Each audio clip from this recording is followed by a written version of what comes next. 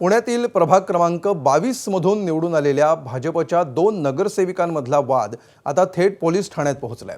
भाजपच्या नगरसेविका अर्चना पाटील यांनी त्यांच्या सोबत निवडून आलेल्या त्यांच्याच पक्षाच्या दुसऱ्या नगरसेविका मृणाल कांबळे या त्यांचे व्हिडिओ मॉर्फ करून बदनामी करत असल्याचा आरोप केलाय। पोलीस आयुक्तांच्या उपस्थितीत झालेल्या बैठकीत आपण जे बोललोच नाही ते आपल्या तोंडी मॉर्फ व्हिडिओच्या माध्यमातून घालण्यात आल्याचा अर्चना पाटील यांचा आरोप आहे। तर मृणाल कांबळे यांनी हे आरोप फेटाळताना अर्चना पाटील या जाणून बुजून विकास कामांमध्ये अडथळा आणत असल्याचा आरोप केलाय।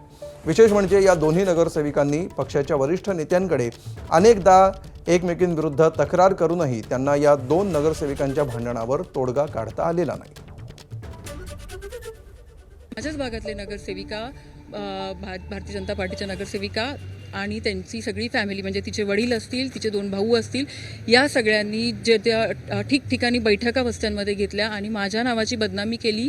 कशा प्रकारे बदनामी केली तर जो शब्द मी वापरलेला की या बाहेरून मुली आणतात आणि वेश्या व्यवसाय केला जातो, तर तो शब्द फिरून आपल्या बायका वेश्या व्यवसाय करतात म्हणजे माझ्या भागात राहणार असा शब्दाचं फिरून त्या प्रकारे माझा एक वाईटरित्या प्रचार केला आणि महिलांना भडकवण्याचं काम त्यांनी केलं।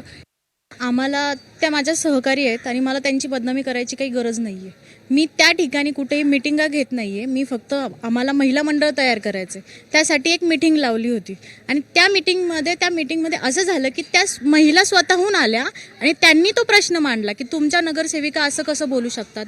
हा आमचा म्हणजे आम्ही इथे राहतो, जर इथं अशी बदनामी झाली, तुम्ही जर सिपिनच्या व्हिडिओमध्ये बघितलं असेल त्यांनी स्पष्ट तसं बोललेलं आहे। आम्ही कोणतंही माफ केलेलं नाही किंवा काही केलेलं नाही। एबीपी माझा, उघडा डोळे बघा नीट।